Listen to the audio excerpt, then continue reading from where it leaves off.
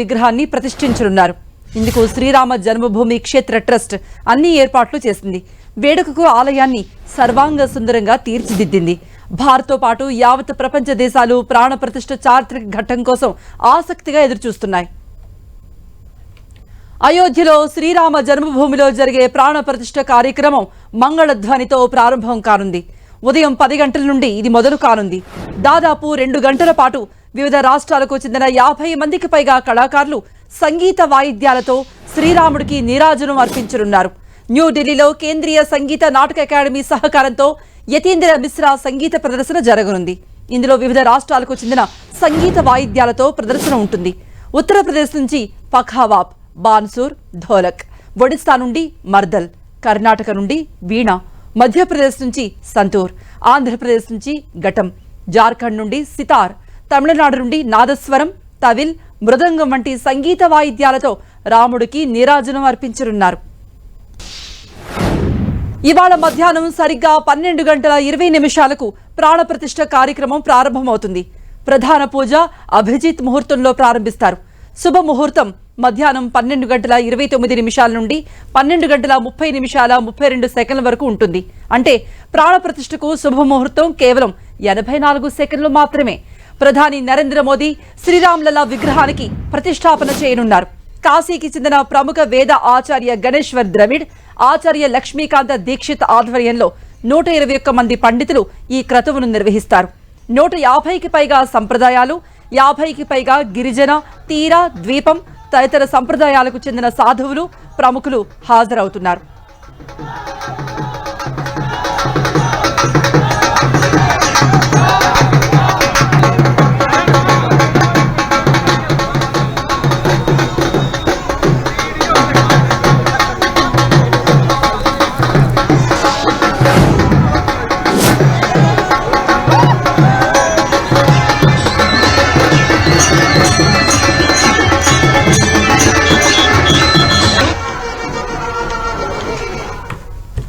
బాలరాముని ప్రాణప్రతిష్ఠ కార్యక్రమం మధ్యాహ్నం 1 గంటలోపు పూర్తి కానుంది. పూజా కార్యక్రమాలని ముగిసిన తర్వాత ప్రధాని నరేంద్ర మోదీ, ఉత్తరప్రదేశ్ ముఖ్యమంత్రి యోగి ఆదిత్యనాథ్, సంఘ్ చీఫ్ మోహన్ భగవత్ సందేశం ఇవ్వనున్నారు. శ్రీరామ జన్మభూమి తీర్థక్షేత్ర ట్రస్ట్ అధ్యక్షుడు మహంత్ నృత్య గోపాల్ దాస్ ఆశీస్సులు అందజేయనున్నారు.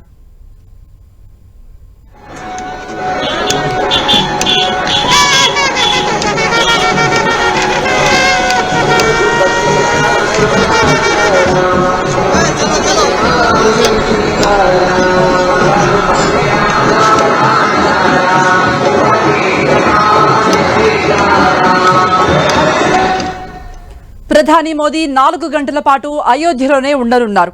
ఉదయం 10:25 ఆయన అయోధ్య విమానాశ్రయానికి చేరుకుంటారు. అక్కడ నుండి 10:55 రామ జన్మభూమికి చేరుకుంటారు. ప్రాణ ప్రతిష్ఠ కార్యక్రమంలో పాల్గొన్న తర్వాత 1 గంటకు సభను ఉద్దేశించి ప్రసంగిస్తారు. మధ్యాహ్నం 2:10 కుబేర్ తిలాను సందర్శించిన తర్వాత తిరిగి ఢిల్లీకి చేరుకుంటారు.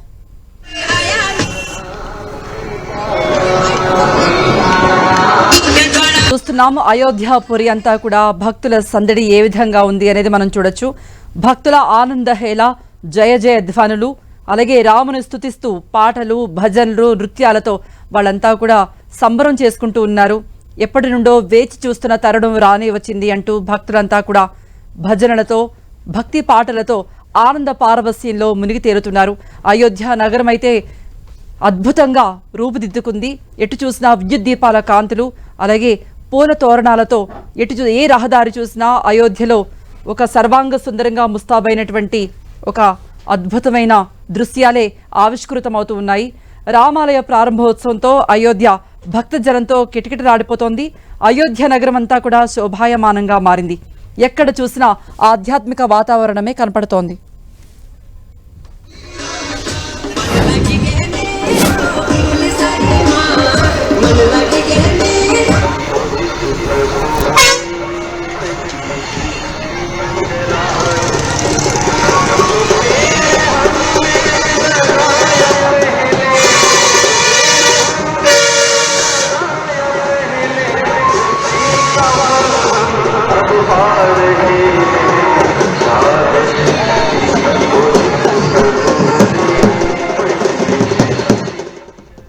అయోధ్య నగరవాసులైన దేశ నలుమూలల నుండి అనేక మంది రామ భక్తులు అయోధ్యపురికి చేరుకున్నారు. వాళ్ళంతా కూడా స్థానిక ప్రజలతో కలిసి సంబరాలు చేసుకుంటున్నారు. నృత్యాలు అలాగే భక్తి గీతాలతో ఆడుతూ పాడుతూ రాముని ప్రాణప్రతిష్ఠ కార్యక్రమం కోసం ఆ దృశ్యాన్ని కనులారా వీక్షించేందుకు వాళ్ళంతా కూడా వేచి చూస్తున్నారు. తమ జన్మ ధన్యమైందంటూ కూడా భక్తులు ఉప్పొంగిపోతూ ఉన్నారు. రామాలయ ప్రారంభోత్సవంతో అయోధ్య భక్తజనంతో కిటకిటలాడిపోతోంది. అయోధ్య నగరమంతా శోభాయమానంగా ఉంది. విద్యుత్ దీపాల కాంతులు, పూల తోరణాలతో రహదారులు కానీ ఆ నగరం అంతా కూడా ఒక ఆధ్యాత్మిక శోభ వెల్లివిరిసింది.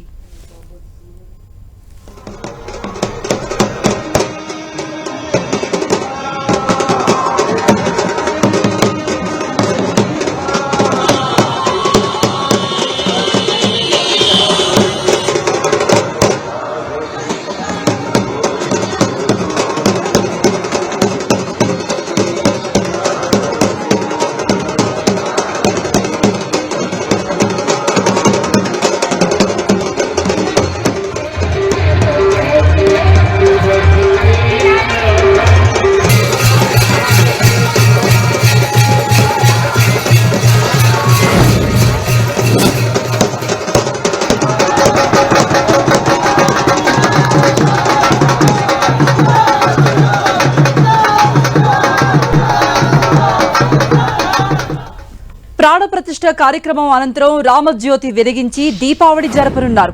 సాయంత్రం 10 లక్షల దీపాలతో అయోధ్య వెలిగిపోనుంది. ఇళ్లు, దుకాణాలు, ఆధ్యాత్మిక ప్రదేశాలలో రామజ్యోతి వెలగనుంది. సరయూ నది ఒడ్డున దీపాలతో కాంతులినుతోంది. రామ్లల్లా, కనక్ భవన్, హనుమాన్ ఘర్హి, గుప్తర్ ఘాట్, సరయూ బీచ్, లతా మంగేష్కర్ చౌక్, మణిరామ్ దాస్ కంటోన్మెంట్ సహా మొత్తం 100 దేవాలయాలు, ప్రధాన కూడళ్లు, బహిరంగ ప్రదేశాలలో రామజ్యోతిని వెలిగించనున్నారు. सभी आर्टिस्ट के फेस पे आप देख सकते हैं खूब आनंद आ रहा है।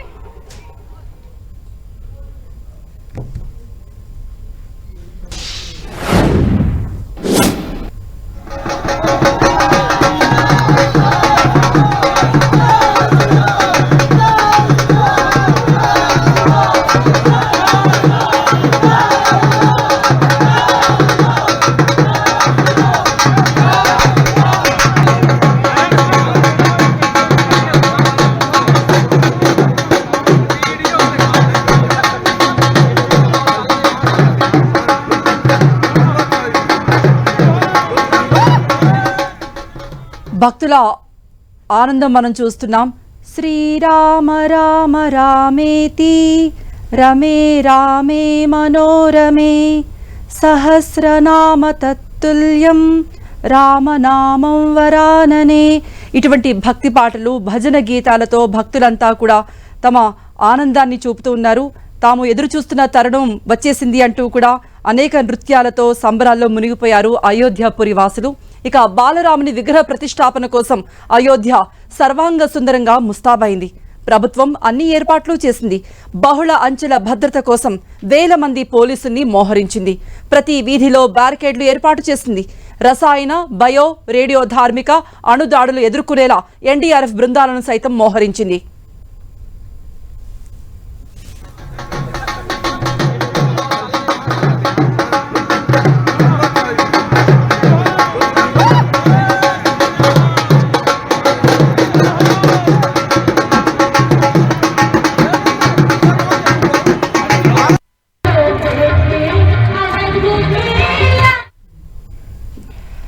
సో అంతా అంటే అయోధ్య నగరం మాత్రమే కాదు, దేశమంతా కూడా రామ భక్తులంతా చాలా ఉత్సాహంగా ఉన్నారు. ఇంట్లో ఇప్పటికే పండితులు చెప్పినట్టుగా దీపారాధన అది చేసి కూడా వాళ్ళంతా కూడా రామునికి పూజలు చేసి ఈ ప్రాణ ప్రతిష్ఠ కార్యక్రమాన్ని దగ్గర నుండి చూడలేని వాళ్ళు టీవీలో చూడటానికి వీళ్ళంతా కూడా భక్తులంతా చాలా సిద్ధంగా ఉన్నారు. సో రాముని విగ్రహ ప్రాణప్రతిష్ఠ ముహూర్తం కూడా సమీపిస్తుంది. ఈ ముహూర్తం యొక్క గొప్పతనం ఏంటి, రాములల్ల విగ్రహానికి ఉన్నటువంటి విశిష్టత ఏంటి, ఈ వివరాలన్నీ కూడా మనతో మాట్లాడేందుకు ఆధ్యాత్మికవేత్తలు కూడా మనతో పాటు ఉన్నారు. స్టూడియోలో రామకృష్ణమూర్తి గారు ఉన్నారు. అలాగే మనతో పాటు జాయిన్ అవుతున్నారు కసిరెడ్డి వెంకటరెడ్డి గారు, ఆధ్యాత్మికవేత్త. నమస్తే అండి. నమస్తే కసిరెడ్డి వెంకటరెడ్డి గారు. నమస్కారం. నమస్తే అండి. నమస్కారం అండి. నమస్కారం. ఓకే, రామకృష్ణమూర్తి గారు, ఈరోజు మరి అంటే 12 గంటలు దాటిన తర్వాత ప్రాణప్రతిష్ఠ జరగబోతోంది. ముందు మాట ఏంటి మీ నుండి? రామామృక్కులు నీదు నామమునకున్ రమ్యాంఘ్రి పద్మాలకున్ శ్రీమన్ మంజులమైన మేనికి ధనుల్లీలా కళాకేళికిన్ నీ మర్యాదకు ధర్మనిష్టకు రసోద్వేలంబు నీగాధకున్ ప్రేమన్ నీ పరివారమంతటికి శౌరీ రామచంద్ర ప్రభో శౌరీ రామచంద్ర ప్రభో. ఇవాంటి నా ముందు మాట ఇదేనండి. 500 సంవత్సరాల నిరీక్షణ ఫలించి 1,84,000 మంది బలిదానాలు కార్యరూపం దాల్చి ఈరోజు బాలరాముని విగ్రహాన్ని రామ మందిరంలో ప్రతిష్ఠించుకునే అద్భుతమైన శుభముహూర్తం ఆసన్నం కాబోతోంది అన్న ఆలోచన హృదయాన్ని ఆనంద తప్తం చేస్తోంది. దాంతోపాటు నాకు ఒక విషయం జ్ఞాపకం వస్తోంది. ఆ రోజు ఆ 1,84,000 మందిలో మనము ఉన్నామేమో.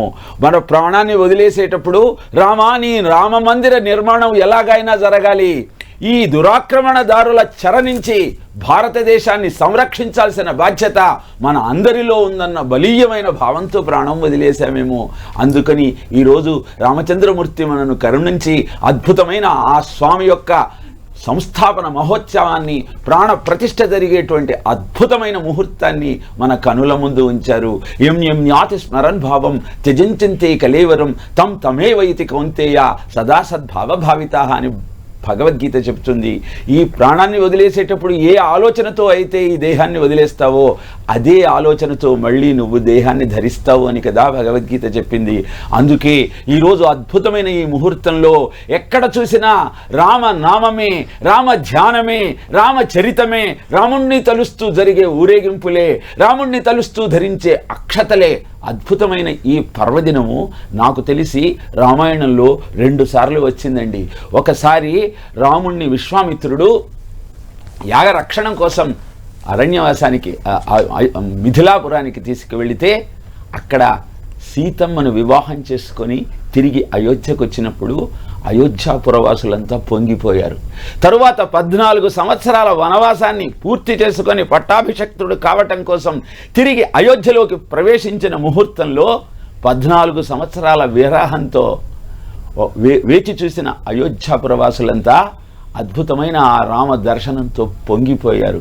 14 సంవత్సరాలకే వాళ్ళంత బాధపడ్డారే. రాముడు అరణ్యానికి వెళ్ళేటప్పుడు పిల్లలు పాలు తాగలేదు, తల్లులు పిల్లలను నువ్వు ఎందుకు తాగలేదు అని అడగలేదు, గోవులు దూడలకు పాలివ్వలేదు, దూడలు పాలు తాగలేదు. ఇలా కదలలేని వృక్షాలు కూడా రాముడు వెళ్ళుతున్న దారి వైపుకు వంగి రామా మేము నీతో రాలేకపోతున్నాం, కదలలేని నా దుస్థితి అని బాధించాయిట. ఇలా ప్రపంచంలో ఉన్న ప్రతి ప్రాణి రామ దర్శనం కోసం, రామనామం కోసం, రామచరిత వినటం కోసం తపిస్తాడు. మరి 500 సంవత్సరాల మన నిరీక్షణ ఫలించింది. ఈరోజు బాలరాముని ప్రాణ ప్రతిష్ఠతో మన కళ నెరవేరబోతోంది. అద్భుతమైన ఈ ముహూర్తంలో రాముణ్ణి తలుచుకుంటూ, రామకీర్తనలు చేసుకుంటూ, తారక మంత్రము ఊరక దొరికెను ధన్యుడనైతిని ఓరన్నా మీరిన కాలుని దూతల పాలిటి మృత్యువు ఇది మది నమ్మన్నా ఎన్ని జన్మముల చేసిన పాపము ఈ జన్మముతో విడునన్నా అన్ని జన్మలకిది కడసారి జన్మము తథ్యంబిక పుట్టుట సున్నా అన్న అద్భుతమైన ఆలోచనతో ఆ రాముణ్ణి కీర్తిస్తూ ఆ ప్రాణ ప్రతిష్ఠ జరిగేటువంటి అద్భుతమైన దృశ్యాన్ని ఈ టీవీల ద్వారా చూస్తూ జీవితాన్ని ధన్యం చేసుకునే ప్రయత్నం చేద్దాం. ఎస్, కసిరెడ్డి వెంకటరెడ్డి గారు కూడా ఉన్నారు. కసిరెడ్డి వెంకటరెడ్డి గారు, మరి మీ ముందు మాట ఏంటండి? శ్రీకంఠ చాపఖండన పాకారి ప్రముఖ వినుత భండన విలసత్కాకుస్తవం శమండన రాకేందు యశో విశాల రామనృపాల. అద్భుతమైన రామాయణం. దుష్ట శిక్షణకును శిష్ట రక్షణకును మార్గదర్శకము రామాయణంబు. తల్లిదండ్రుల మాట ధరను పాటించిన మాన్యుల కథయే రామాయణంబు. అన్నదమ్ముల మధ్య ఆప్యాయతలకెల్ల మకుటబై ఒప్పు రామాయణంబు దివివాసులకు అట్లే భూముల భువివాసులకెల్లా మహితగాధయగు రామాయణంబు మాయలకు కనువిప్పు రామాయణంబు మనుజులకు మేలు బంతి రామాయణంబు మంగళప్రదాయకము రామాయణంబు చదివరులకెల్ల ఇది రసాయనంబు. ఇదండి రామాయణం యొక్క గొప్పతనం. కాబట్టి దుష్ట శిక్షణ శిష్ట రక్షణ చేయమని అలనాడు గీతాచార్యులు చెప్పినటువంటి ఏదైతే అవతార తత్వం ఉన్నదో ఆ తత్వాన్ని సంపూర్ణంగా రాముని కథలో మనం చూస్తాం. పరిత్రాణాయ సాధూనాం వినాశాయ చ దుష్కృతాం ధర్మ సంస్థాపనార్థాయ సంభవామి యుగే యుగే అన్న గీతాచార్యుల యొక్క మాట ప్రకారంగా బోధ ప్రకారంగా అవతారాలు ఎలా జరిగాయి అనేది మనకు అర్థమవుతుంది. కాబట్టి లోకంలో ఉన్నటువంటి చెడు దూరం కావాలి, ఈ చెడు దూరం కావాలి అని అన్నటువంటి సందర్భంలో తప్పకుండా భగవంతుడు అవతరిస్తాడు. అలాగా దేవాన దేవతలు బ్రహ్మను ముందు పెట్టుకొని వెళ్ళి విష్ణుమూర్తిని అడిగినటువంటి సందర్భంగా నేను అవతరిస్తాను అని చెప్పారు. భూలోకంలో దశరథ మహారాజు కోసల దేశానికి అధిపతి, అయోధ్య నగరం రాజధానిగా పరిపాలన చేస్తున్నటువంటి ఆ దశరథ మహారాజుకు రాముడు జన్మించాడు. కాబట్టి రామాయణ కథ గాథ అందరికీ తెలిసినటువంటిదే. రాముడు ఎక్కడ జన్మించాడో, ఏ అయోధ్యలో ఎక్కడ జన్మించాడో అక్కడే రాముని మందిరాన్ని, బాలరాముని మందిరాన్ని రాముని పుత్రుడైనటువంటి కుశ చక్రవర్తి నిర్మాణం చేశాడు. అలా నిర్మాణం చేసినటువంటి ఆ మందిరం త్రేతాయుగంలో ఉన్నది, ద్వాపర యుగంలో ఉన్నది, ఆ తర్వాత కలియుగంలో కూడా ఉన్నది. ఆ కలియుగంలో ఉన్నటువంటి సందర్భంలో రాజాధిరాజులు తమ పరిపాలన కాలంలో ఆ శిథిలమవుతూ ఉన్నటువంటి రామమందిరాన్ని మళ్ళీ పునరుద్ధరించారు, పునర్నిర్మాణం చేశారు. అలా చేసినటువంటి విక్రమార్క మహారాజు, అహల్యాదేవి అందరూ కూడా మనకు ప్రాతస్మరణీయులు. అలాంటి ఆ రామమందిరం దగ్గరికి జనం వెళ్ళేసి బాలరాముని దర్శించి పూజించి అర్చించి జపించి తరించుతున్నటువంటి సందర్భంగా 1526వ సంవత్సరంలో భారతదేశం మీద దండయాత్ర చేసినటువంటి మొఘలాయి బాబర్ 1528వ సంవత్సరంలో ఇక్కడ స్థిరపడ్డ తర్వాత తన సేనాని అయినటువంటి మీర్ బాకీని రామమందిరం పైకి పంపించారు. దాని కారణంగా అయోధ్యలో ఉన్నటువంటి ఆ రామజన్మభూమి మందిరాన్ని విధ్వంసం చేయడం జరిగింది మీర్ బాకీ. 1528లో జరిగినటువంటి విధ్వంసం 500 సంవత్సరాల తర్వాత మళ్ళీ ఇది పునరుద్ధరింపబడింది. 500 సంవత్సరాల అవమాన భారాన్ని భరించిన ఈ దేశీయులు ఈ దేశం మీద దండయాత్ర చేసి ఏ విదేశీయుడో వచ్చేసి విధ్వంసం చేయడం అనేటటువంటి దానిని ఈ విధంగా త్యాగం చేసి బలిదానాలు చేసి చివరికి ఇట్లా నిర్మించుకున్నారు. ఈరోజు ఆ బాలరాముని యొక్క ప్రతిష్ఠ జరుగుతున్నది. అందరం ఎదురు చూస్తున్నాము. రామరామయన్న రారాదు పాపంబు, రామరామయన్న రాదు భయము, రామరామయన్న రారాదు మృత్యువు, రామనామం అమృత రాశియగును. ఇదండి రామాయణం యొక్క గొప్పతనం. రాముని నామ జపము ద్వారా కలిగేటటువంటి ఏ లాభాలు ఉన్నాయో, ఏ ప్రయోజనాలు ఉన్నాయో అవన్నీ కూడా మానసిక వికాసానికి దోహదం చేస్తాయి, మనిషిని ధైర్యవంతునిగా తీర్చిదిద్దుతాయి, సత్యవాక్యాలు పలికేటటువంటి వ్యక్తిగా తీర్చిదిద్దుతాయి, సత్యపథాలను నడిపిస్తాయి. భ్రాతృవాత్సల్యం, పితృవాక్య పరిపాలన, ఆదర్శ రామరాజ్య నిర్మాణానికి మనం కూడా పూనుకోవాలి అనేటటువంటి ఆలోచనలు ప్రజల్లో కలిగిస్తాయి. అందుకే బాలరాముని ప్రతిష్ట మహోత్సవం సందర్భంగా అందరము చూద్దాం, సంతోషిద్దాం, రాముని గుణగణాలు మనలోకి రావాలి అని కోరుకుందాం. ఇదండి ఈనాటి ఈ బాలరాముని ప్రతిష్ట సందర్భంగా మనలో కలిగేటటువంటి ఆలోచనలు.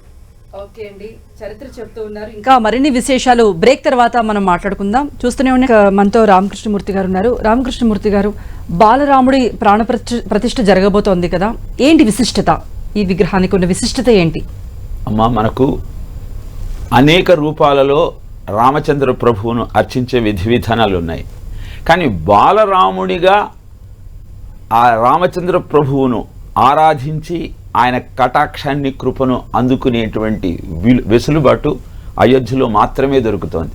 ఎందుకంటే ఇన్ని రామాలయాలలో మీరు ఎక్కడ చూసినా కోదండరాముణ్ణి, పట్టాభిరాముణ్ణి, సీత లక్ష్మణ భరత శత్రుఘ్న హనుమార పరివార సమేత రామచంద్ర ప్రభువును చూసాం. కానీ బాలరాముడిని మనం ఎక్కడా ఇంత మటుకు చూసిన జ్ఞాపకం నాకైతే లేదు.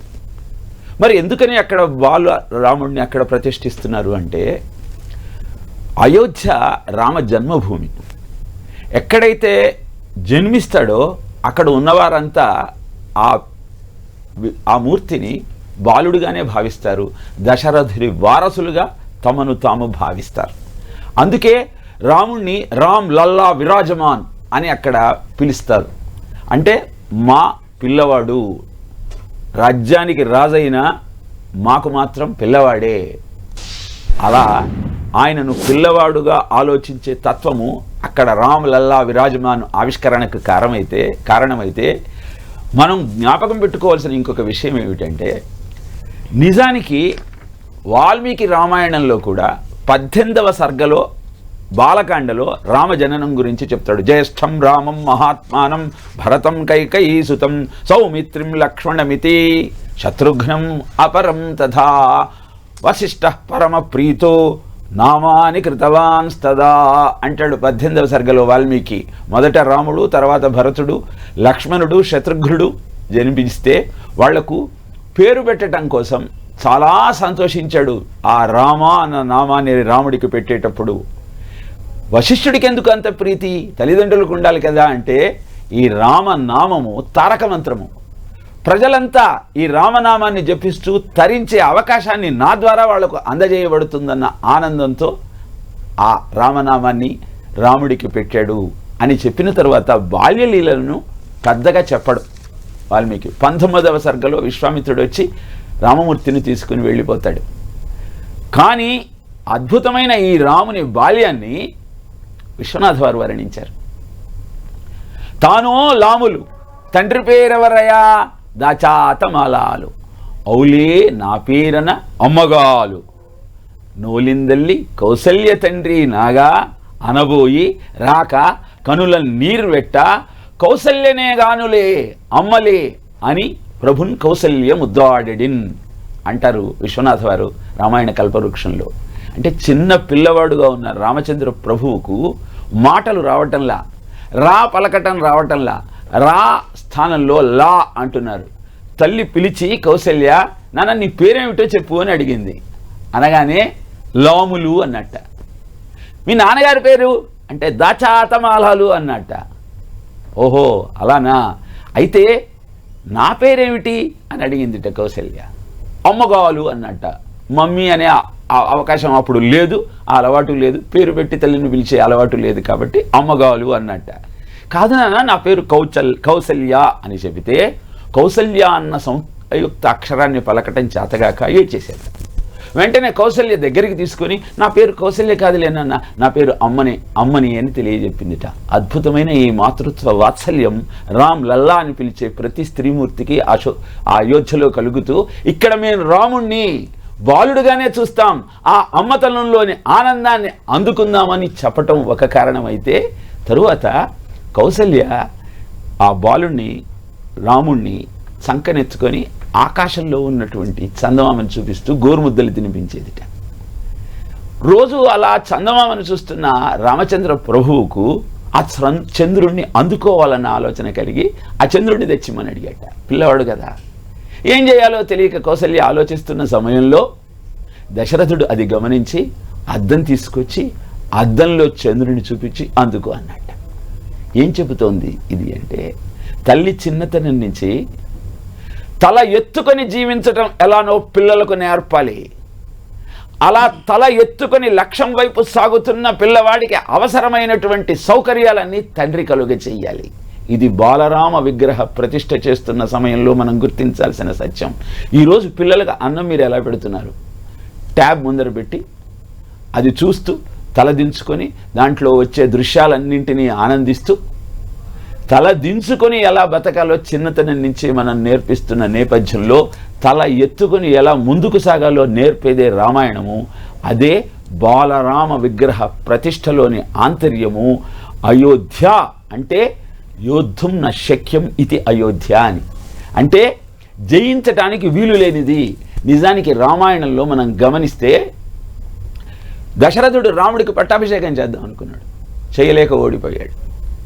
కైకేయి భరతుడిని పట్టాభిషేక్తుడిని చేద్దాం అనుకుంది, చేయలేక ఓడిపోయింది. రాముడు నేను పట్టాభిషక్తుడిని కాను ఈ 14 సంవత్సరాలు అనుకున్నాడు. ఒక రకంగా రాముడు ఓడిపోయాడు, ఎందుకంటే ఆయన పాదుకలే రాజ్యాన్ని చేశాయి. మరి ఇందరూ ఓడిన తర్వాత గెలిచింది ఎవరు అంటే ధర్మము గెలిచినది.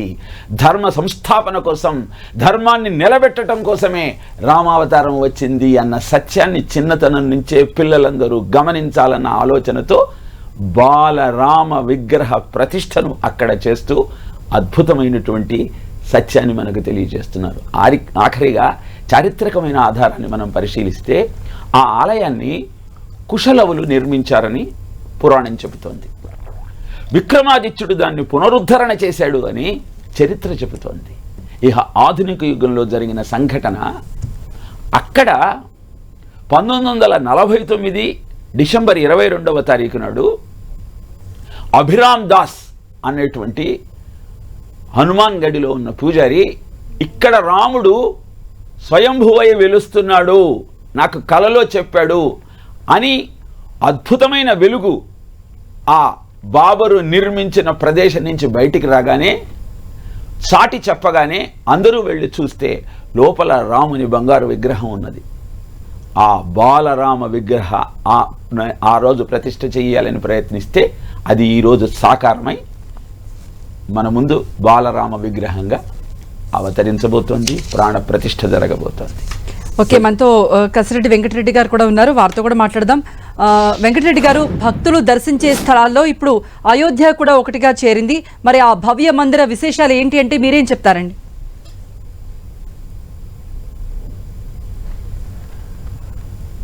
అయోధ్య మధురామాయ కాశీ కాంచీ అవంతికాః పురీ ద్వారావతి చైవ సప్తైతే మోక్షదాయకాః. ఈ 7 నగరాలు మోక్షాన్ని ప్రసాదించేవి. అందులో అయోధ్య మొట్టమొదటి నగరం. కాబట్టి భారతదేశంలో 7 నగరాలు కానీ, 7 పర్వతాలు కానీ, 7 నదులు కానీ ఈ విధంగా భారతదేశాన్ని పునీతం చేస్తున్నాయి.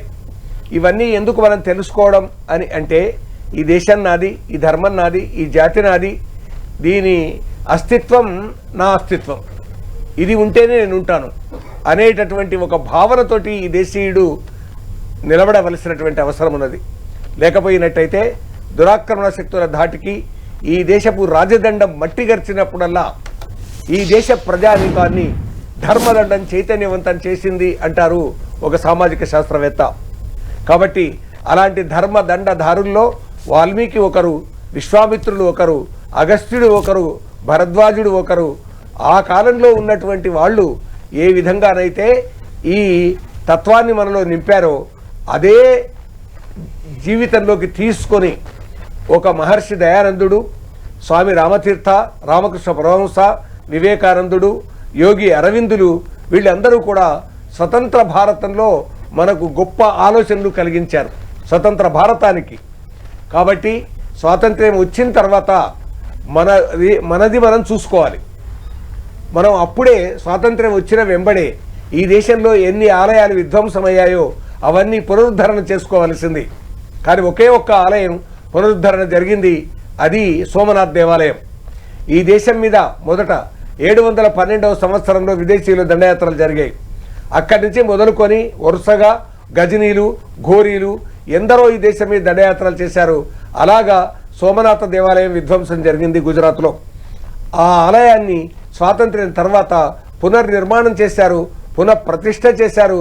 అప్పటి భారత రాష్ట్రపతి బాబు రాజేంద్ర ప్రసాద్ దానిని ఆవిష్కరించారు, దాన్ని ప్రారంభం చేశారు. ఇప్పుడు ఈ బాలరాముని యొక్క ఈ విగ్రహాన్ని ప్రతిష్ఠ మనం చేసుకోవడానికి అది పునాది. ఆనాటి ఏ సోమనాథ దేవాలయ పునరుద్ధరణ ఉన్నదో, పునర్నిర్మాణం ఉన్నదో, పునఃప్రతిష్ఠ ఉన్నదో, ప్రారంభోత్సవం ఉన్నదో అప్పుడే ఇవన్నీ జరగవలసింది. అయోధ్య, మధుర, తర్వాత కాశీ, ఎక్కడెక్కడైతే ఈ దేవాలయ విధ్వంసాలు జరిగాయో, ఎందుకు ఈ విధ్వంసాలు జరిగాయి అని అంటే, దేశం మీద దాడి చేసి ఇదిగో చూడండి మిమ్మల్ని ఇక్కడ కలవనీయం, మీరందరూ ఒక సంఘటిత శక్తితో నిర్మాణం అవుతున్నారు కాబట్టి అందుకు ఆలయాలు ప్రాధాన్యం. ఈ దేవాలయాలు మానవుణ్ణి దివ్య మానవునిగా మారుస్తాయి. కాబట్టి వీళ్ళు దివ్య మానవులు కాకుండా బానిసలుగా మా కింద బతకాలనే ఉద్దేశంతో దేవాలయాల్ని విధ్వంసం చేశారు. కాబట్టి ఇవాళ బాలరాముని ప్రతిష్ఠ జరుగుతున్నది, ప్రాణ ప్రతిష్ఠ జరుగుతున్నది. కాబట్టి దేశమే కాదు ప్రపంచంలోని అందరూ కూడా ఎదురు చూస్తున్నారు. ఎప్పుడైనా కానీ నిర్మాణ కార్యక్రమం జరగాలి, కానీ నిర్మూలన కాదు ఈ దేశం కోరుకున్నది. ఈ నిర్మాణం కొరకని చెప్పేసి ఇన్ని అవతారాలు ఈ దేశంలోకి వచ్చాయి. ఎవరు నిర్మూలన కారకులో, ఎవరు విధ్వంసం చేశారో, ఎవరు అత్యాచారాలు చేశారో, ఎవరు భారతదేశం పునర్జీవితం కాకుండా అడగదొక్కారో, స్వాతంత్ర్యం వచ్చిన తర్వాత ఒక్కసారిగా అలనాటి మహాత్ములు, మహర్షులు, సాధు సంతులు బోధించిన బోధనలు ఏవైనా కావచ్చుగాక, అది వాల్మీకి రామాయణంలో ఎక్కడో ఉండొచ్చుగాక, ఉత్తర భారతంలోనే ఉండొచ్చుగాక, అనయ్య ఈ లంకానగరం ఎంత బాగున్నది, ఇక్కడ ఉండిపోదామా అనేటటువంటి విధంగా లక్ష్మణుడు అంటే అపిస్వర్ణమయీ లంక లక్ష్మణ రోచతే జననీ జన్మభూమిశ్చ స్వర్గాదపి గరీయసి అన్నారండి. కాబట్టి ఈ కన్న తల్లి, కన్న నేల తల్లి స్వర్గం కన్నా మిన్న. కసిరెడ్డి గారు, రాముడు మనవాడు అని అందరూ సొంతం చేసుకుంటూ ఉంటారు. అమ్మా, రాముడిని మనవాడు అని అందరూ సొంతం చేసుకుంటూ ఉంటారు. శ్రీరామనవమి సందర్భంగా అందరూ అంటే పల్లెల్లో వాడవాడలా కూడా కళ్యాణ మహోత్సవాలు జరుపుతూ ఉంటారు. మరి అప్పుడే అయోధ్య నగరి విశేషాలు, ఇప్పుడు ఇలా రాముని ఇంత సొంతం చేసుకోవడానికి గల కారణాలు ఏంటండి? అయోధ్య రామయ్య అన్నయ్య మాకు వాలుగన్నుల సీతా వదినమ్మ. ఇంతగా జనంలో జీర్ణించకపోయాడండి శ్రీరామచంద్రుడు. కాబట్టి రామయ్య తండ్రేమో అన్నయ్య ఈ ప్రజానికానికి, సీతమ్మ తల్లేమో వదినమ్మ. ఉత్తముని పేరేమి, ఊరు పేరేమి, ఉత్తముడు దశరథుడు, ఊరు అయోధ్య. సత్యపురుషుల గన్న సాధ్వి పేరేమి, సత్యపురుషుల గన్న సాధ్వి కౌసల్య అని ఈ విధంగా ఇల్లాళ్ళు ముగ్గురే ఈ దశరథునకు, పిల్లాళ్ళు నలుగురే పేరు గలవారు. అయోధ్యలో వారు అందరున్నారు, సయోధ్యలో వారు సర్లేని వారు. ఎన్ని జానపద గీతాలు ఈ విధంగా కట్టుకున్నారు అండి. కాబట్టి జనజీవితంలో రాముని యొక్క కథ వ్యాపించడానికి అలనాడు వాల్మీకి రాసినటువంటి రామాయణం ప్రధాన కారణం కాగా, కూజంతం రామ రామేతి మధురం మధురాక్షరం ఆరుహ్య కవితాశాఖం వందే వాల్మీకి కోకిలం అని ఆ వాల్మీకి మహర్షికి మనం నమస్కారం చేస్తాం. ఆ మహర్షి వాల్మీకి పేరిట ఇప్పుడు అక్కడ విమానాశ్రయం ఏర్పడ్డది, బాలరాముడి ప్రతిష్టాపన జరుగుతున్నది. కాబట్టి ఒక్కసారి మళ్ళీ అయోధ్య సుందర నగరంగా మనకు కళ్ళ ముందు నిలుస్తున్నది. ఏనాడు ఎవరు ఎట్లా విధ్వంసం చేసినా కానీ మళ్ళీ పునరుత్థానం జరిగింది, పునరుద్ధరణ జరిగింది, పునర్నిర్మాణం జరిగింది, బాలరాముని ప్రతిష్ట జరుగుతున్నది. అందువల్ల అందరూ కూడా తమలోకి రాముణ్ణి ఆవాహనం చేసుకుంటున్నారు. ఒక చిన్న విషయం ఉందండి. ఇంట్లో పిల్లవాడికి దీవెన ఇస్తూ తల్లి ఏమంటుందంటే, రక్ష రక్ష రక్ష కడుతూ సంధ్యాకాలంలో రక్ష రక్ష సంధ్యారక్ష సర్వరక్ష దీపరక్ష చిన్న అబ్బాయికి శ్రీరామ రక్ష. చిన్నప్పటి నుంచి ఇదేనండి బోధ. కాబట్టి చిన్న అబ్బాయికి శ్రీరామ రక్ష అని తల్లులు అనాదిగా అంటూ ఉన్నారు. కాబట్టి ఆ రాముడు హృదయాల్లో నిలిచిపోయాడు. సరే, మధ్యన పారతంత్ర్య భారతంలో ఇలాంటివి జరగకపోవడానికి కొన్ని కారణాలు ఉండొచ్చుగాక, ఇతరుల యొక్క భావజాలం మన నెత్తి మీద రుద్దబడవచ్చుగాక, పాశ్చాత్య భావజాల ప్రభావం చేత కొంత దూరం మనం కావచ్చుగాక. కానీ మళ్ళీ ఒక్కసారి రామాయణం, భారతం, భాగవతం, భగవద్గీత, వేదాలు, ఉపనిషత్తులు, దర్శనాలు వీటన్నింటినీ అధ్యయనం చేసినటువంటి సందర్భంగా ఈ దేశం యొక్క సంస్కృతి ఎంత గొప్పది అనేది మనకు అర్థమవుతుంది. కాబట్టి ఆ సంస్కృతి ఆలయాల ద్వారా మనం తెలుసుకోవాల్సినటువంటి అవసరం ఉంది అనే ఉద్దేశంతో ఈ ఆలయాల్ని మనం పునరుద్ధరించుకుంటున్నాం. ముఖ్యంగా ఈ రాముని యొక్క ఆలయం, అక్కడ మధుర కృష్ణభూమి, తర్వాత కాశీ విశ్వనాథుడు, వీళ్ళందరూ కూడా మనకు కలిపే దేవతలు, ఒకే ఏకాత్మ భావాన్ని నిర్మాణం చేసేవారు. కాబట్టి అందరిలో కూడా ఒకే ఆత్మ, ఆ పరమాత్మ ఉన్నాడు అనేటటువంటి భావన ఎప్పుడైతే కలుగుతుందో, కాశ్మీర్ నుంచి కన్యాకుమారి వరకు, అటక్ నుంచి కటక్ వరకు ఉన్నటువంటి ఈ దేశవాసులు మేమంతా ఒక్కటి అనుకుంటారు. అప్పుడు మమాత్మ సర్వభూతాత్మ, నా ఆత్మయే సర్వ ప్రాణుల్లో ఉన్నది. ఇంత విశాల భావన ఈ ప్రజానీకంలో నిర్మాణం అవుతుంది అండి, ఈ బాలరాముని ప్రతిష్ట కారణంగా, ఈ ఆలయం కారణంగా. రామకృష్ణమూర్తి గారు, ఇంతకుముందు మనం అనుకున్నట్టుగా ఏ దేవుడిని కాదు, రాముడు మాత్రం మనలో ఒక మనిషి, మన మనుషుల్లో ఒక వ్యక్తి దేవుడయ్యాడు. సో సో అంతా ఓన్ చేసుకుంటూ ఉంటారు కదా, ఏంటండి చరిత్ర ఏం చెప్తోంది రాముని గురించి? ఎందుకు ఇంత మనం వాడు అని ఎందుకు ఆ ఫీలింగ్ కారణం ఏంటి? కోనస్మిన్ సాంప్రతం లోకే గుణవాన్ కశ్చ వీర్యవాన్ ధర్మజ్ఞశ్చ కృతజ్ఞశ్చ సత్యవాక్యో దృఢవ్రతః చారిత్రేణ చ కో యుక్తః సర్వభూతేషు కో విహితః అంటూ వాల్మీకి నారద మహర్షిని ప్రశ్నిస్తాడు. రామాయణ ప్రారంభంలో బాలకాండలో మొట్టమొదటి సర్గలో వస్తుంది. అన్ని సద్గుణాలు ఉన్నటువంటి ఒక్క మానవుడు ఎవరైనా ఉన్నాడా? నిజానికి మనం ఆలోచిస్తే ఎవరైనా ఉంటారండి అన్ని మంచి గుణాలు? అలా అడిగితే ఏం చెప్తారు అంటే దేవుడే దిగి రావాలన్నారు. అందుకే దేవుడే దిగి వచ్చి రామచంద్ర ప్రభువుగా ఆవిష్కరింపబడ్డాడు. ఏంటి ఆ గుణాలు, ఏంటి ఆ గొప్పతనం ఏంటి? ఒక్కొక్కటి మనం మాట్లాడుకుందాం. అద్భుతమైన రామ చరిత్రను మనం ఈరోజు చెప్పుకునే అవకాశం మనకు దొరుకుతుంది. రాము ద్విర్నాభిభాషతే, 2 మాటలు ఎప్పుడు చెప్పడు, ఒక్క మాట చెప్తే దాని మీద నిలబడతాడు అంతే. ఇది ఈరోజు మనం గనక రాముని రామాయణం అంటూ రాముడు చూపిన బాటలో మనం ముందరికి సాగాలనుకుంటే ఈ ఒక్క లక్షణము సత్యవాక్ అగణిత సత్యభాష శరణాగత శోష దయాల సజ్జరి విగత సమస్త దోష పృథివీ సురతోష అంటూ ఆ లక్షణాన్ని దశరథీ కరుణాపయోనిధి అని రామదాసు రచించినటువంటి దశరథి శతకంలో మనకు చెప్తారు. ధర్మజ్ఞశ్చ, ధర్మాన్ని సత్యాన్ని ధర్మబద్ధంగా ఉంటూ మాట ఇచ్చినప్పుడు దాన్ని నిలబెట్టుకోవటానికి దృఢమైన వ్రతం, ఇలా 16 లక్షణాలు పుణికి పుచ్చుకొని అవతరించిన పరమాత్మ అవతారమే రామావతారం. అయితే మనకేమిటి లాభం అని మళ్ళీ మీరు ప్రశ్నించవచ్చు. రావణాసురుడు మృత్యువే లేకుండా ఉండాలని తపస్సు చేయడం ప్రారంభించాడు. ఆయన 10 తలలలో సంవత్సరానికి ఒక తల నరుక్కుంటూ అగ్నిగుండంలో సమర్పిస్తూ బ్రహ్మదేవుడి గురించి ఘోరమైన తపస్సు చేశాడు. 9 సంవత్సరాలు గడిచినాయి, 9 తలలు పడిపోయినాయి, 10వ తల మిగిలింది. దాన్ని కూడా ఖండించుకుంటున్న సమయంలో బ్రహ్మదేవుడు ప్రత్యక్షమయ్యాడు. ఏం కావాలో కోరుకోమన్నాడు. నహి శత్రుం మృత్యు సమం అమరత్వం అహం రుణే అన్నాడు రావణాసురుడు. అంటే మృత్యువు నాకు శత్రువు కాబట్టి మృత్యువు లేకుండా వరం ఇమ్మన్నాడు. జాతస్యై మరణం ధ్రువం, ఆయన నాకు కూడా మరణం ఉంటుందాయా, నేను బ్రహ్మదేవుడిని అయినా నీకు ఎలా ఇవ్వగలుగుతాను, కాబట్టి అది సాధ్యం కాదు, ఇంకేదైనా వరం కోరుకోమన్నాడు. అప్పుడు సుపర్ణనాగయక్షానాం దైత్యదానవ రక్షసాం అవధ్యోయం ప్రజాధ్యక్ష దేవతానాంచ శాశ్వత, నాకు యక్షరు కిన్నులు కింపురులు వీళ్ళందరితో స్థావు లేకుండా వరం ఇమ్మని అడిగి ఇంకొక మాట అన్నాడు అక్కడ. అది మనందరూ గుర్తుపెట్టుకొని ఆసురీ లక్షణము మానవుడిని ఎంతగా అవమానిస్తుందో మనం గుర్తుపెట్టుకోవాలి. నహి చింతా మమాన్యేషు ప్రాణినో అమర పూజిత, నాకు మానవులంటే ఎలాంటి చింత లేదు, ఎందుకంటే తృణభూతాహి తే మన్యు ప్రాణినో మానుషాదయ, మనుషులు గడ్డిపోసలాంటి వాళ్ళు నా దృష్టిలో అని మానవత్వాన్ని అపహాస్యం చేస్తూ రావణాసురుడు చేసినటువంటి ఆ మాట అందరిలో కొలువై ఉన్న ఆ రామచంద్ర ప్రభువు రూపమైన పరమాత్మకు చాలా ఆగ్రహాన్ని తెప్పించింది.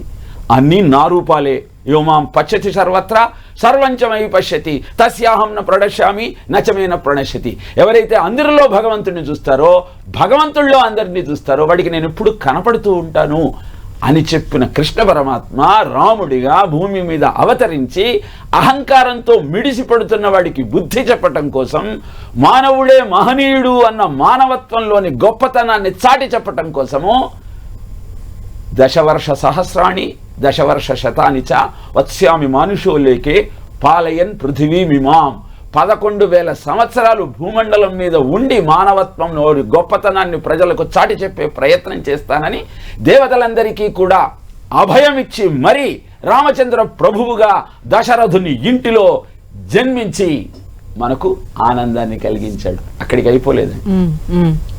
అసలు రామాయణం అంటే ఏమిటి అంటే, అయోధ్య నగరంలో దశరథుడికి కౌసల్య సుమిత్ర కైకేయి అనే 3 భార్యల ద్వారా రామ లక్ష్మణ భరత శత్రుఘ్నులనే 4 కుమారులు జన్మించి రామాయణ కథకు కారణమయ్యారు. ఇప్పుడు అయోధ్య అంటే ఏమిటి?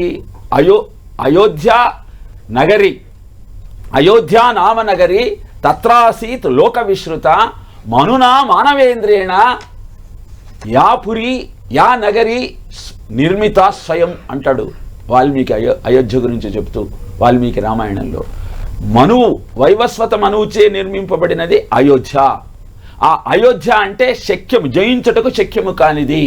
ఏమిటి జయించుటకు శక్యము కానిది అంటే ఈ మానవ జన్మను పోగొట్టుకొని, మానవ జన్మ అంటే మా అంటే వద్దు, నవ అంటే కొత్త, జన్మ అంటే పుట్టుక, మళ్ళీ పుట్టుక లేకుండా చేసుకునే అవకాశం కేవలం మానవ జన్మలో మాత్రమే నీకు దక్కుతుంది. కాబట్టి ఈ మానవ జన్మలో దశరథుడు, దశ అంటే 10, రథము అంటే ఇంద్రియాలు, 10 ఇంద్రియాలతో నువ్వు చేసే కార్యక్రమాలన్నీ సత్వరజస్తమో గుణాలు. కౌసల్య, సుమిత్ర, కైకేయి అనేది సత్వరజస్తమో గుణములనే 3 గుణములు మానవుడిలో ఉన్న వాటికి ప్రతీకలు. వీటిని ఆధారంగా చేసుకొని రామ, లక్ష్మణ, భరత, శత్రుఘ్నులు అంటే ధర్మ, అర్థ, కామ, మోక్షములు.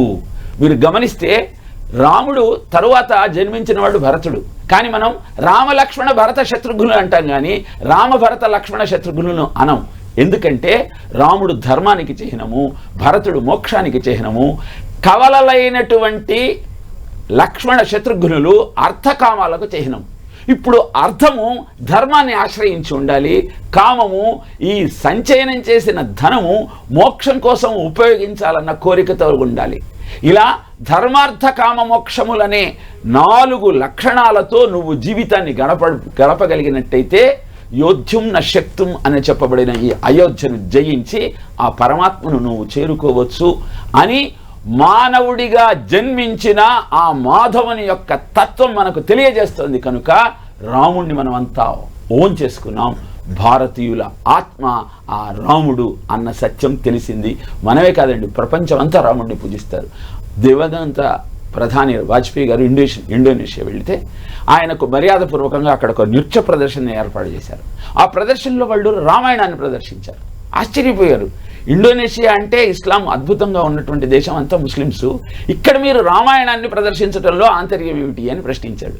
వాళ్ళ ప్రధాని చెప్పాడు, ఏమండి మేము కారణాంతరాల వల్ల ఈ రకమైన జీవన విధానాన్ని గడుపుతున్నా మా మూలాలను మేము ఎప్పుడూ మర్చిపోదలుచుకోలేదు, అందుకే రామాయణాన్ని ఇక్కడ మేము ప్రదర్శిస్తూ ఉన్నాము. అంతేకాదు మా కరెన్సీ మీద కూడా రామచంద్ర ప్రభు యొక్క ముద్రని మీకు కనబడుతుంది అని తెలియజేశారు. కాబట్టి మనమే కాదు, మానవ జాతి అంతా గుర్తుపెట్టుకుంది రామచంద్ర ప్రభువుని. అలాంటి రామచంద్రమూర్తిని బాలరాముడి రూపంలో తిరిగి పునఃప్రతిష్టాపన చేసుకుంటూ, రామతత్వాన్ని అర్థం చేసుకుంటూ, రామనామాన్ని జపిస్తూ, రామరూపాన్ని ధ్యానిస్తూ, రామచరితను పఠిస్తూ జీవితాన్ని ధన్యం చేసుకుని రామకృష్ణమూర్తి గారు, అనేక మంది ప్రముఖులు కూడా అయోధ్యకు చేరుకుంటున్నారు. మెగాస్టార్ చిరంజీవి కూడా అయోధ్యకు బయలుదేరారు. ఆయన ఏమన్నారో ఒకసారి చూద్దాం. It is a historical event. So ఇలాంటి సెరమనీకి, శ్రీరాముల వారి ప్రాణ ప్రతిష్టకి ఈ రోజున కుటుంబం సమేతంగా నేను అయోధ్యకు వెళ్ళటం అనేది it is a God's given opportunity అని feel. And it's a dream of all the Indians for last so many decades. I mean to say more than 500 years, their wishes going to come true. So ఇలాంటి అకేషన్కి మేము వెళ్ళటము, అందులో మేము part అవటం అన్నది ఆ భగవంతుడు మాకు ఇచ్చిన గొప్ప అవకాశంగా నేను భావిస్తున్నాను. అండ్ ఇది ఇన్ని శతాబ్దాల కళ, భారతీయుల కళ నెరవేరే రోజు ఈ రోజు. ఆ రాముల వారి ప్రాణ ప్రతిష్ఠ జరుగుతున్నటువంటి ఈ ఈవెంట్లో మేము విట్నెస్ చేయటం, అవకాశం కల్పించినటువంటి, దానికోసం ప్రయత్నించినటువంటి ప్రతి ఒక్కరూ కూడా అభినందనీయులే. ఈ ఈవెంట్కి ప్రాణ ప్రతిష్ఠ తన చేతుల మీద చేస్తున్న నరేంద్ర మోడీ గారిని మనస్ఫూర్తిగా అభినందిస్తాను. ఇది ఇలా జరగటానికి, భారతీయుల కళ నెరవేరటానికి కారణభూతమైనటువంటి నరేంద్ర మోడీ గారికి, వారి 50 మందికి వెనుకున్నటువంటి ప్రతి ఒక్కరికి నా అభినందనలు. అండ్ మాకు ఇచ్చిన ఆపర్చునిటీకి ధన్యవాదాలు.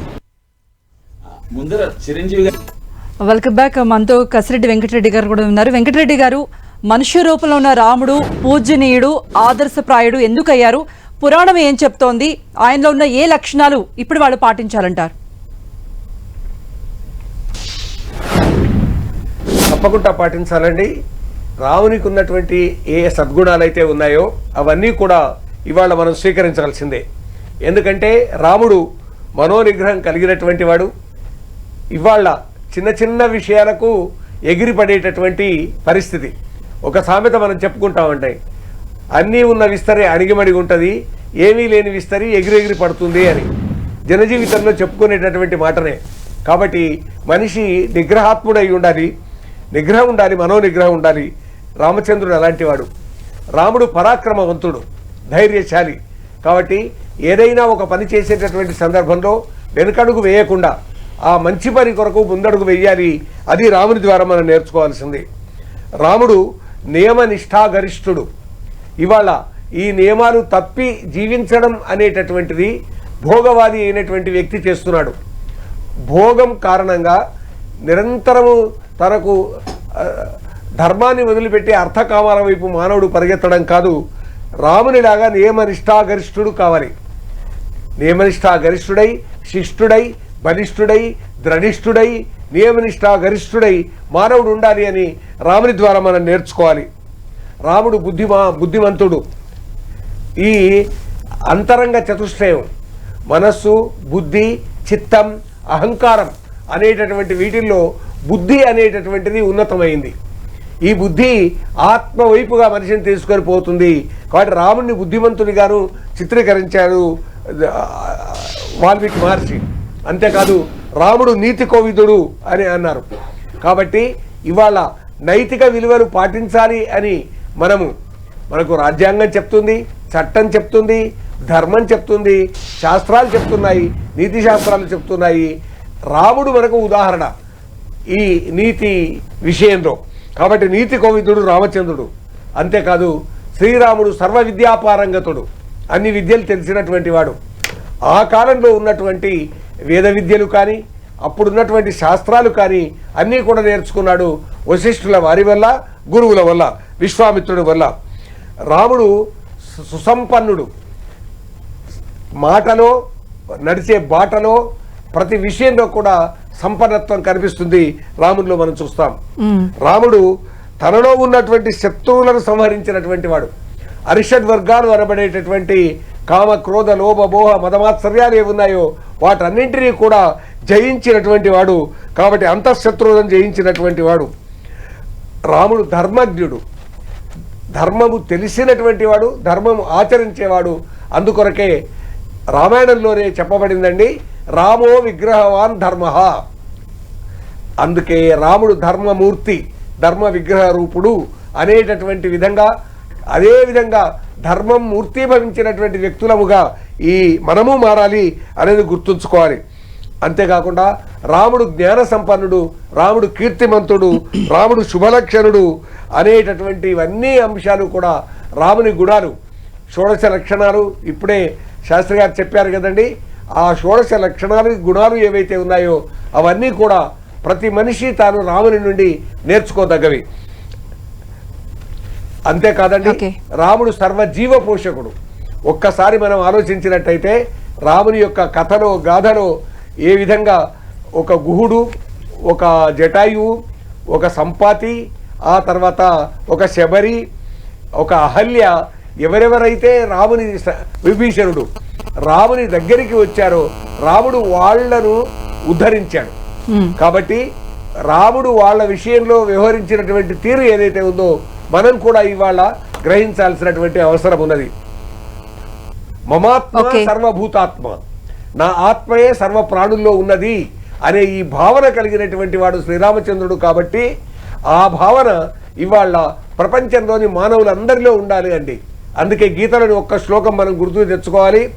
సర్వభూత స్తమాత్మానం సర్వభూతాని చాత్మని ఈక్షతే యోగ యుక్తాత్మ సర్వత్ర సమదర్శన. సర్వ ప్రాణుల్లో ఉన్న ఆత్మ నాదే, నా ఆత్మ సర్వ ప్రాణుల్లో ఉన్నది అనే ఈ భావన సర్వే సర్వత్ర ఉంటే ప్రపంచం అంతా శాంతియుతంగా ఉంటుందండి. రాముని గుణగణాలు ప్రపంచం అంతటా వ్యాపిస్తాయండి. ఇప్పటికే అనేక మంది